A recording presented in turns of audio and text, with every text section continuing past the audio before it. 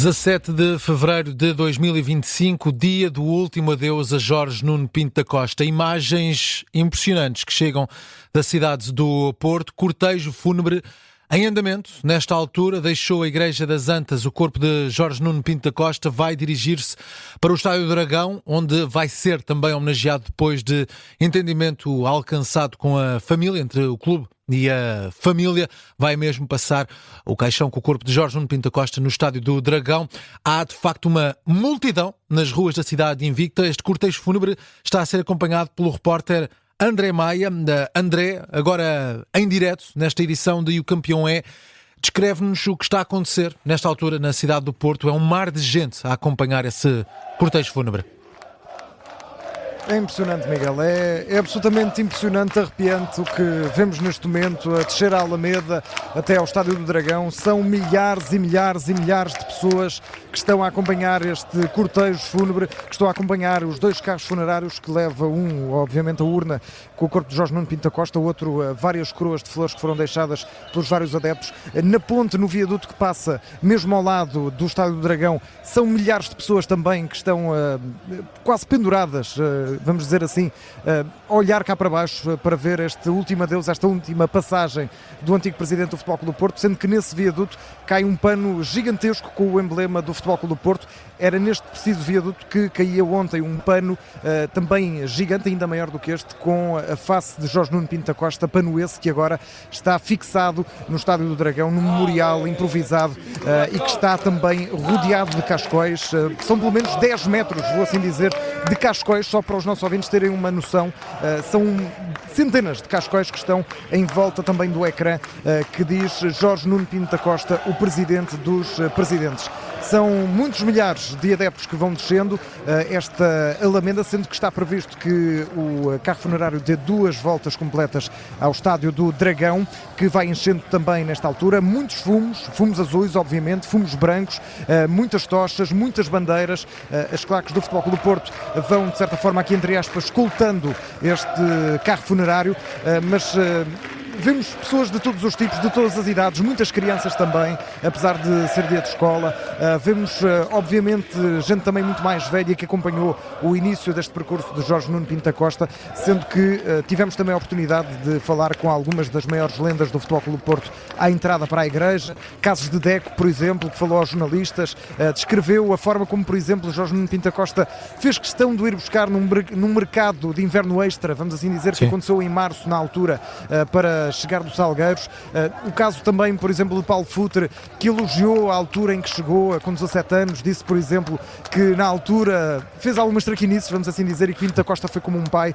Muita gente que deixou esse depoimento. Ora, nesta altura, o carro funerário acaba de chegar à zona do Estádio do Dragão, acaba de descer para a zona das garagens, onde normalmente entra o autocarro do Futebol Clube do Porto, sendo que nesta altura as pessoas vão se dividindo, algumas vão seguindo o carro funerário, outras vão entrando nas portas que estão abertas de entrada para o Estádio do Dragão. Ora, é precisamente no interior do estádio que está a nossa repórter Maria Rego.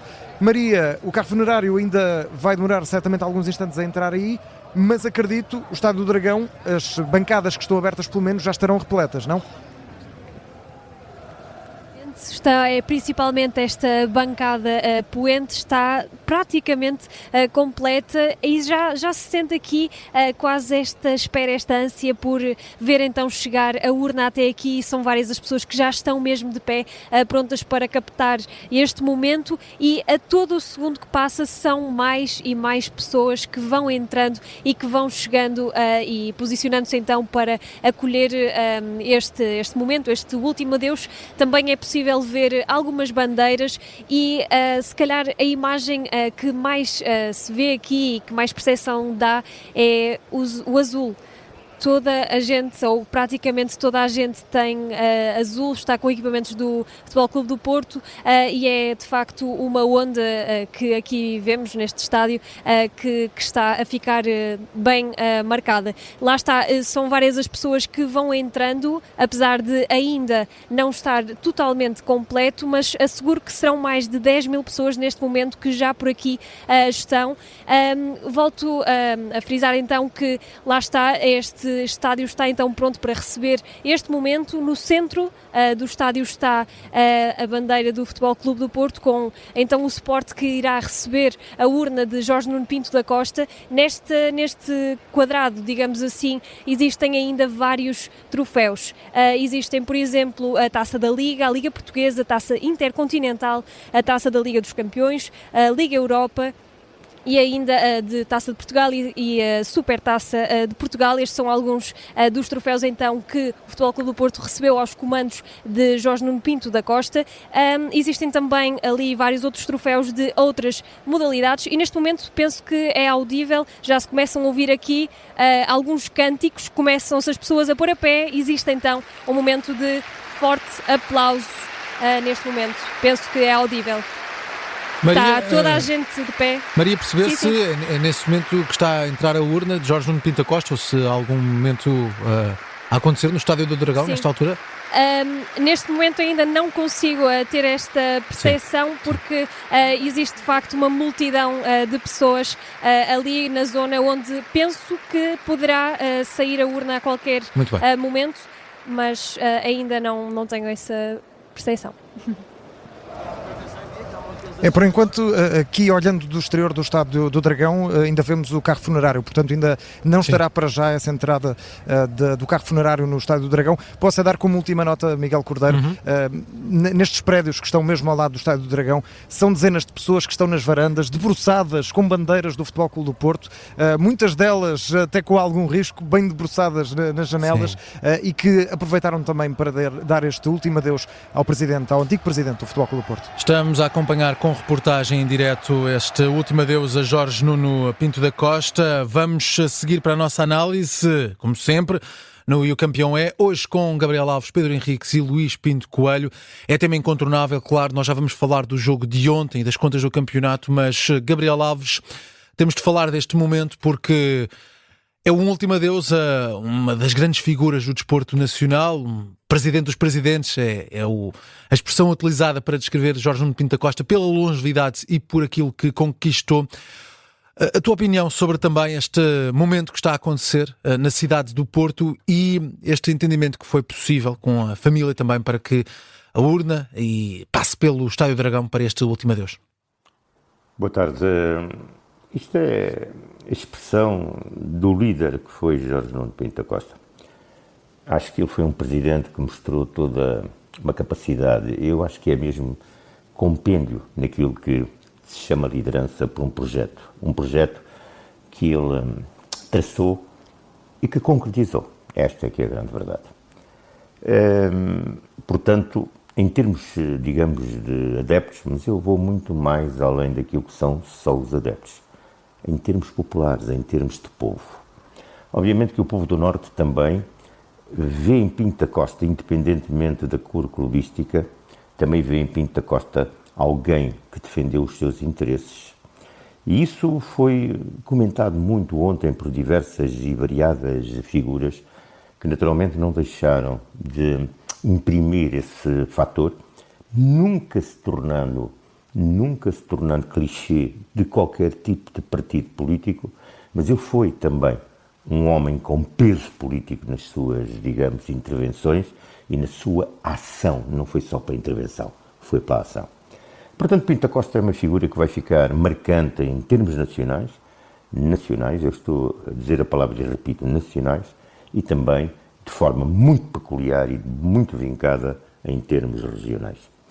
Pinto da Costa, como é óbvio, tem uma carreira em que, acima de tudo, quem servia que era importante, não era ele.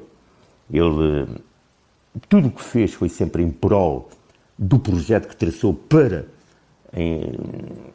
o objetivo, portanto, neste caso, o clube que ele resolveu, portanto, traçar como um clube de âmbito nacional em primeiro lugar e âmbito mundial a seguir, tirando daquilo que era, como se dizia nos anos 70, provinciano. Provinciano, isso acabou. Sim. Portanto, esta é uma manifestação última, naturalmente. Quanto à família, independentemente do que foi escrito por Pinto da Costa nos seus escritos finais, acho que a família, naturalmente consultada, não esqueceu e que este dragão é extremamente importante. Isto é um símbolo daquilo, digamos, grande símbolo daquilo que Pinto da Costa fez pelo clube. Obra durante a presidência, obra de presidência de Jorge Nuno Pinto da Costa, este estádio, precisamente, esta mancha de adeptos. Ele é dragão, ele Pinto da Costa é dragão, ele Pinto da Costa, portanto era um dragão, e é aqui que o estádio, o dragão, este dragão é Pinto da Costa. Luís Pinto Coelho, a tua opinião sobre este momento de homenagem, de facto impressionante, todas as imagens e este relato que foi feito há pouco pelo André Maia e pela Maria Rego na cidade do Porto, mas um dia marcado por este último adeus a Jorge Nuno Pinto da Costa. Como é que estás a acompanhar também este momento e a dimensão também de todas estas homenagens? Luís Pinto Coelho? Olá, boa tarde. Sim. São horas difíceis e complicadas. É a partida do grande símbolo do Futebol Clube do Porto, a sua grande referência. Ainda bem que se chegou aqui a um acordo e Jorge Nuno Pinto da Costa se pode despedir no Estádio do Dragão. Acho que é mais do que justo. E as imagens falam por si. Todo o mundo do futebol tem referido a importância que Jorge Nuno Pinto da Costa teve para o Futebol Clube do Porto, obviamente isso é lógico, mas também para o futebol português, pela marca internacional que deu ao clube, e depois todas as manifestações de clubes pelo mundo fora. Ainda há pouco vi a fotografia da coroa de flores que o Real Madrid mandou, e isso mostra bem o presidente da FIFA também, tudo isso. Todas essas manifestações mostram a grandeza de Pinto da Costa e no tão grande que tornou o Futebol Clube Porto, que passou de um clube que já era grande, mas de uma índole regional para uma índole nacional e depois internacional. Por isso, todas estas manifestações são poucas para agradecer, e os portistas terão sempre Pinto da Costa no seu coração. Uhum. Pedro Henriques, também as tuas palavras sobre este dia de último adeus de Jorge Nuno Pinto da Costa. A dizer, por um lado, aquilo que é conhecimento público, os tais mais de 2.500 troféus conquistados nestes 42 anos de presidência, 15 mandatos seguidos, como presidente, a tal citação dos 2.500 troféus, estamos a falar, obviamente, de mais de 22 modalidades, estamos a falar de 60 e não sei quantos troféus também a nível do futebol, e depois não são troféus pequenos, não é? Quando olhamos para uma Liga dos Campeões, uma Taça UEFA, campeão do mundo, etc., tanto de clubes, percebemos que realmente muita coisa aconteceu nestes 42 anos, a tal transformação de um clube que quando diz José Maria Pedroto, quando passava a ponte, começava a perder, não é? E, portanto, transformar este clube que passou do local regional para nacional, de nacional para o mundo, com as tais homenagens que hoje também são prestadas, como é o caso do Real Madrid, talvez o maior clube do mundo. Isso diz muito bem da dimensão pessoal, individual, como presidente. Depois também muitas manifestações de diversos programas que vamos acompanhando na televisão, de pessoas que privaram com ele, quer agora na parte mais final, quer até durante o seu percurso, como o outro lado, a pessoa que recitava poemas, que tinha a piada fácil, que era amigos de amigos, que ajudava muita gente, portanto, havia um bocadinho esse lado. E esse é um dos lados da história e que neste momento de luto e de condolências e de pesar, mais tem que se salientar. Mas é bom, eu não querendo ser controverso com nada, é bom, não estou a falar da minha opinião, estou a falar em termos gerais, perceber que não é assim para todos os quadrantes, e há muitas vozes que, por não ser politicamente correto, não se manifestam, outras que têm manifestado e têm sido criticadas por isso, que há um outro lado, um lado associado a coisas que do futebol português não foram coisas brilhantes, não foram coisas boas, com alguns processos, inclusive, e, portanto, há também, e neste passado mais recente, o facto do Sport e o Benfica não terem oficialmente se manifestado, relembrar o problema direto que o Filipe Varandas, presidente do Sport, tinha com o Jorge Nuno Pinto da Costa, e, portanto, estas coisas também acabam se refletir, e se cá por isso o Sport também não se manifestou, e desta semana, ou semana passada, o Filipe Varandas tinha estado em tribunal, exatamente por causa de algo que disse em relação ao presidente do Porto, e, enfim, há aqui todos um outro lado, que é sempre o outro lado da história, mas nós sabemos, todos nós, cada um na sua dimensão, que ao passarmos por esta vida, temos quem nos ama, quem gosta de nós, e o outro lado, aquelas pessoas que não nos podem ver nem pintados. Portanto, resumindo e concluindo, há aqui uma homenagem que é justa, que tem que ser feita, porque mesmo de outros clubes há este reconhecimento por aquilo que uma pessoa, naturalmente sempre rodeado de outras pessoas, mas que uma pessoa conseguiu fazer e extravasando um bocadinho, termino com isto, extravasando um bocadinho aquilo que é só a dimensão do clube propriamente dito. Hoje em dia Pinta Costa confunde-se com o clube, mas confunde-se também com a cidade, com a região e com muito mais do que, por isso, o poder político e outros poderes estão também a prestar esta homenagem. E por isso, pessoalmente, acho que é mais do que justo todas as homenagens que possam ser feitas neste momento. E tenho a certeza que o Futebol Clube do Porto irá perpetuar o tal nome, seja na Alameda, seja no estádio, se cá no estádio vai ser difícil, noutro sítio qualquer, porque é preciso depois também materializar fisicamente, e certeza que isso vai acontecer e vai ser feito, e mesmo nesta direção, enfim, que se opôs e que se candidatou, no fundo, contra Pinto da Costa, através da pessoa de André Vilas Boas, tem isso presente, tem essa consciência, percebe a importância que o Presidente Pinto da Costa tem naquilo que é a região, o povo e, sobretudo, o próprio Porto, e vai perpetuar, naturalmente, este legado, que vai ser impossível, não é difícil, impossível de ser igualado, porque nunca mais vamos ter na história, e não é só no Futebol do Porto, a falar em termos de presidentes, alguém que faça um percurso, um trajeto igual a este. Temos ainda alguns minutos para falar um pouco de desporto, efetivamente, no jogo jogado. Luís Pinto Coelho, o que achaste da exibição ontem do Futebol Clube do Porto, que tem uma vitória pela margem mínima, num golo um pouco discutível, um lance polémico e gerar algumas críticas, mas são 3 pontos para o Futebol Clube do Porto. Sim, são 3 pontos muito importantes e dentro do contexto que foi o jogo, acho que o Porto até faz um jogo interessante. Principalmente ali a segunda parte, 30 minutos interessantes. É preciso avaliar que o Porto jogou na quinta-feira, menos 72 horas, há uma mudança radical no 11 e ainda assim o Porto faz uma exibição, e até que o contexto emocional da partida faz uma exibição interessante. Consegue manter a equipa viva também em termos físicos para quinta-feira, o que é importante porque vai aparecer uma equipa mais fresca certamente, reduzir a diferença para o Sporting, e eu acho que a diferença ainda é relativamente grande, são 6 pontos, mas o campeonato está em aberto, parece-me, e a cada jornada se percebe que se pode perder pontos em qualquer jogo. Por isso acho que o Porto vai terminar bem a temporada, até pelo fator físico. O Porto tem-se preservado melhor nesse aspecto, e ontem é uma vitória muito, muito importante, quer pelo valor simbólico do dia que foi, quer depois em termos de campeonato, para recuperar para o primeiro lugar. Gabriel Alves, o que é que achaste dessa exibição do Futebol Clube do Porto, que regressa às vitórias depois de 5 jogos consecutivos sem vencer? É verdade, é sempre positivo, é algo importante, inclusive até dentro daquilo que foi o contexto do jogo ontem. Uma partida que é extremamente difícil, e a verdade é esta, é que olhando para aqui para a tabela classificativa e olhando para os 3 candidatos, estes candidatos fraquinhos desta época, 24-25, são todos fraquinhos, está tudo em aberto. Esta aqui é a grande verdade. Portanto, temos um Sporting com 52 pontos que, enfim, de forma, não sei bem como, naquela forma como sofre em Alvalade um golo. Depois temos o Benfica, que de facto, ganhando fora, portanto, ganha pontos, naturalmente, é o beneficiado, digamos assim, e o Porto também, que é beneficiado também, ganhando fora. Portanto, quer Benfica, quer Porto, jogando fora, ganharam pontos. O Sporting foi o grande perdedor, mas assim, perdedor de uma forma... Portanto, isto é assim, são 3 candidatos fraquinhos, muito fraquinhos, portanto, está tudo aberto. Olha, vamos vendo jogo a jogo, como dizem os treinadores, não é? Jogo a jogo. Pedro Henriques, rapidamente, um jogo marcado também por incidências polémicas, com muitas críticas. O que dizer desses lances? Já está tudo resumido no Sem Falta também, detalhado no Sem Falta. Também o que é que achaste desta prestação da equipa azul e branca?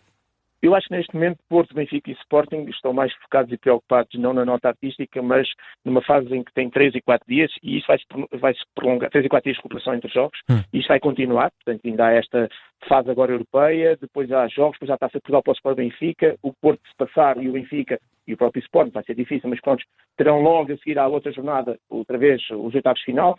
Portanto, não há tempo para recuperar. Há o problema das lesões, todos eles estão a ser afetados, uns mais do que outros, e portanto isto não é menos, e isto também tem implicações naquilo que é a produtividade, como diz o Gabriel Alves e bem, portanto, um campeonato um bocadinho nivelado por baixo naquilo que são os candidatos. Relativamente à polémica, na minha opinião, há falta no golo, parece muito claro e evidente, mas é apenas a minha opinião, e daí também esta crítica foi feita pelo treinador especificamente do Farense. Eu diria só o seguinte para terminar, e este paradigma, eu espero que agora com a mudança, isto agora com a morte de Jorge Nuno Pinto da Costa, todo este novo Conselho de Arbitragem, Federação, etc., foi tudo adiado, era para ser agora e vai ter daqui a uma semana, como nós sabemos.